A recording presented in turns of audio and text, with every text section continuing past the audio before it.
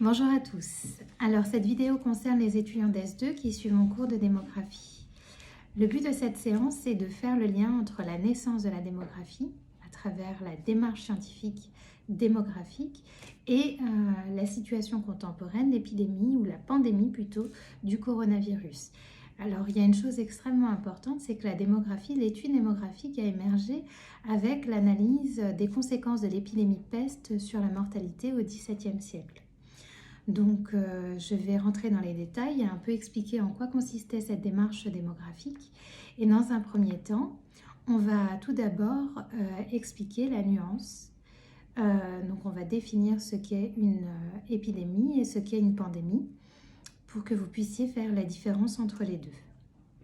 Alors, l'épidémie, c'est l'apparition et la propagation d'une maladie infectieuse contagieuse qui frappe en même temps dans un même endroit un nombre important de personnes, et ça peut être des personnes, des animaux et des végétaux, alors que pour la pandémie frappe un nombre important de personnes aussi, voire un nombre plus important de personnes, car elle concerne une zone géographique beaucoup plus étendue.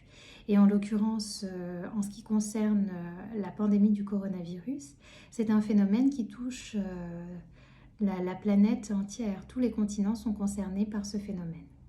Donc maintenant, on va revenir au père fondateur de la démographie, de l'approche scientifique démographique, et on va remonter au XVIIe siècle. Alors, il faut que je précise quand même une chose, c'est que jusqu'au XIXe siècle, l'une des épidémies les plus meurtrières à travers le monde était l'épidémie de peste, qui a ravagé à travers l'histoire des dizaines de millions de personnes. Donc, qui a décimé la vie de dizaines de millions de personnes. Donc, au XVIIe siècle, un auteur, John Grow, qui est maître commerçant drapier dans la ville de Londres, va s'intéresser au bulletin de mortalité suite aux épidémies de peste et il va tenter de faire une analyse de la mortalité. Donc, je tiens à préciser que pour le cas de la ville de Londres, les bulletins de mortalité remontent déjà au XVIe siècle. En 1517, les autorités de la ville vont publier les premiers bulletins de mortalité et ils vont publier des bulletins à chaque fois qu'il y aura des épidémies de peste. Donc ces bulletins, dans un premier temps, étaient des bulletins ponctuels. Il fallait qu'il y ait des épidémies pour qu'on publie ces bulletins de mortalité. Donc il faudra attendre 1603 pour que les bulletins de mortalité deviennent hebdomadaires. Donc John Grow est né en 1620, il décède en 1674.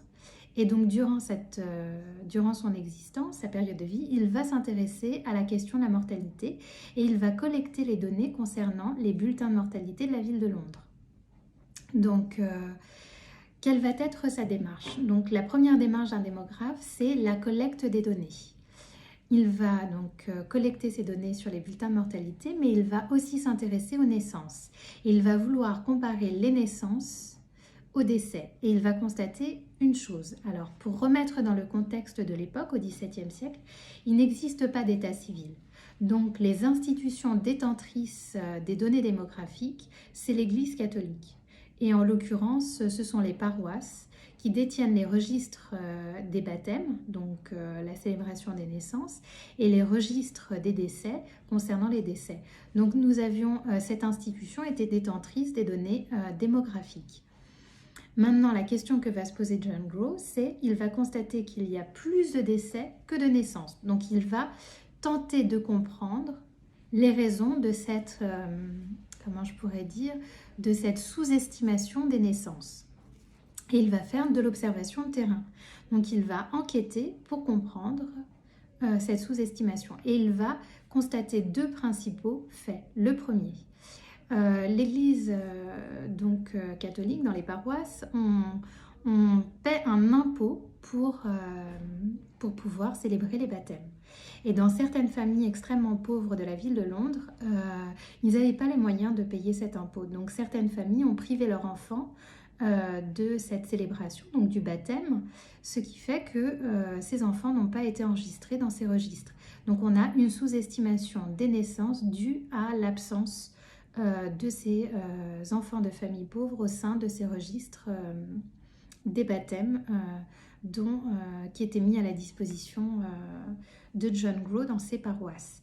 Et puis le deuxième aspect, John Grow va constater un autre élément, c'est que dans les familles anglicanes, le baptême n'était pas important pour un certain nombre d'entre eux, et donc des parents ont décidé de ne pas baptiser leurs enfants. Donc il va justifier donc la sous-estimation des naissances par ces deux principaux facteurs. La question de la pauvreté, donc pour des raisons d'ordre économique, et le deuxième aspect pour des raisons d'ordre, on va dire, personnel, les familles anglicanes qui décident de ne pas baptiser leurs enfants. Donc voici la justification pour la sous-estimation des naissances. Et puis, donc dans l'approche démographique, on ne va pas se contenter uniquement d'expliquer cette sous-estimation. Donc il y a aussi cette idée de critique, mais on va essayer de réajuster ces données, c'est-à-dire de tendre, de se rapprocher de la vérité. Quel devrait être le nombre de naissances en réalité? Et pour pouvoir se rapprocher de la réalité, John Grow propose un réajustement des naissances en allant collecter des informations sur le nombre d'enfants morts-nés et aussi le nombre de femmes mortes en couche. À partir de ces informations, il proposera une nouvelle estimation des naissances. Donc voici un des aspects de l'approche démographique. Donc ça, c'est très important. Gardez à l'esprit que l'approche démographique, la démarche scientifique, consiste en une lecture critique des données administratives du dénombrement. Donc c'est une lecture critique des données administratives du dénombrement. Donc il va effectuer cette démarche et donc il va pouvoir remettre en cause les informations collectées par les autorités, que ce soit les autorités religieuses ou les autorités de la ville de Londres. Donc je vais réexpliquer maintenant la démarche démographique. Elle consiste dans un premier temps à rassembler les données.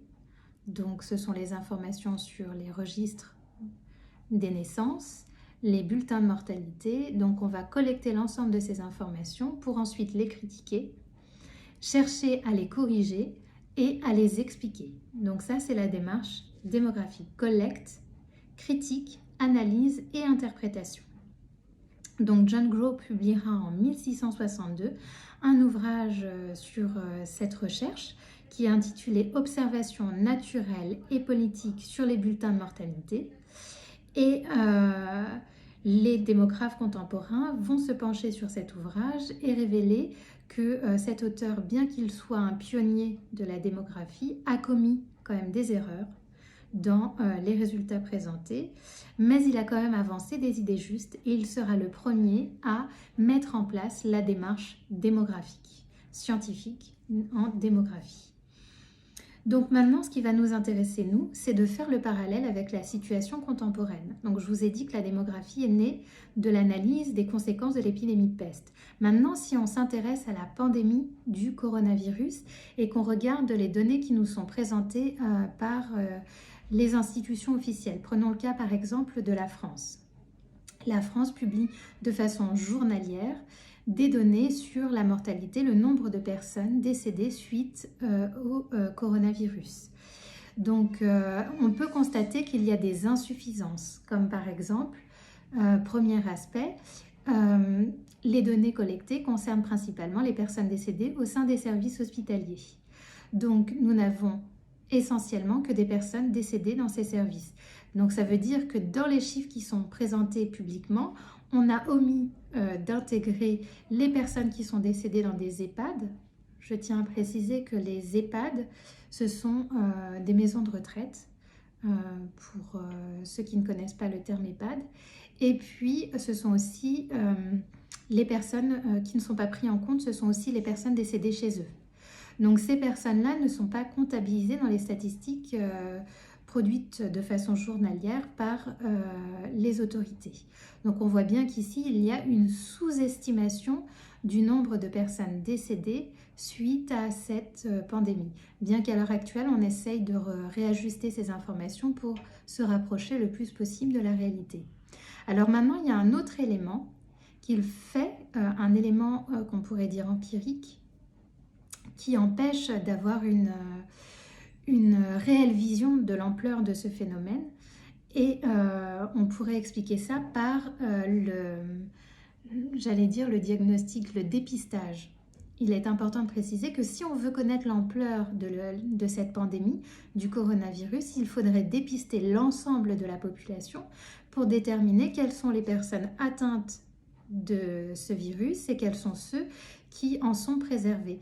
Parce qu'il faut savoir une chose, c'est que concernant le coronavirus, certaines personnes peuvent être atteintes du virus sans en avoir, c'est ce qu'on appelle asymptomatique, c'est-à-dire sans que les symptômes ne soient visibles. Ils ne vont pas contracter la maladie, mais ils vont être porteurs de cette maladie et la transmettre à d'autres personnes. Et puis, donc du coup, nous avons une vision qui est biaisée. C'est-à-dire que finalement, on n'a pas une vision globale du phénomène parce que nous ne sommes pas aujourd'hui en mesure, dans un certain nombre de pays à travers le monde, de diagnostiquer l'ensemble de la population parce que nous ne disposons pas de tests suffisants pour pouvoir dépister toute la population. De rares cas, comme par exemple la Corée du Sud, qui a réussi à mettre en place un protocole pour essayer de diagnostiquer en masse leur population.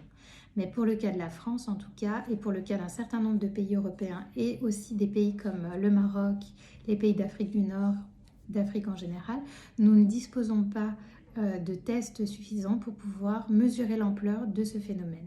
Et il y a aussi un autre aspect qu'il faut prendre en considération qui contribue à atténuer l'ampleur de ce phénomène, c'est les tests défectueux. Nous avons vu par exemple pour le cas de l'Espagne que des tests de dépistage n'étaient fiables qu'à hauteur de 30%. Donc ça signifie que certaines personnes qui ont contracté le virus peuvent être diagnostiquées négatives parce que les tests ne sont pas du tout fiables.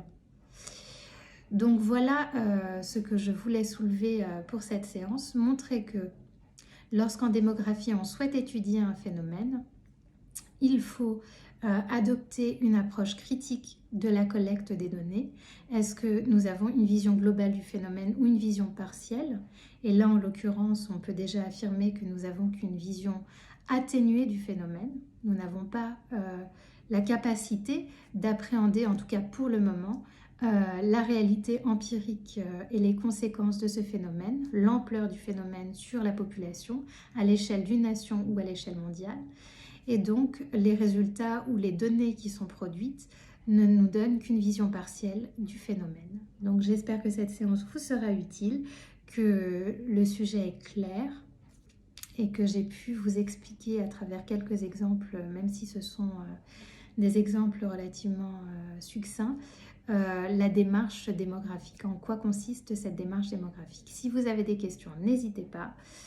Et nous avancerons sur le cours lors de la séance prochaine. Voilà, à très bientôt.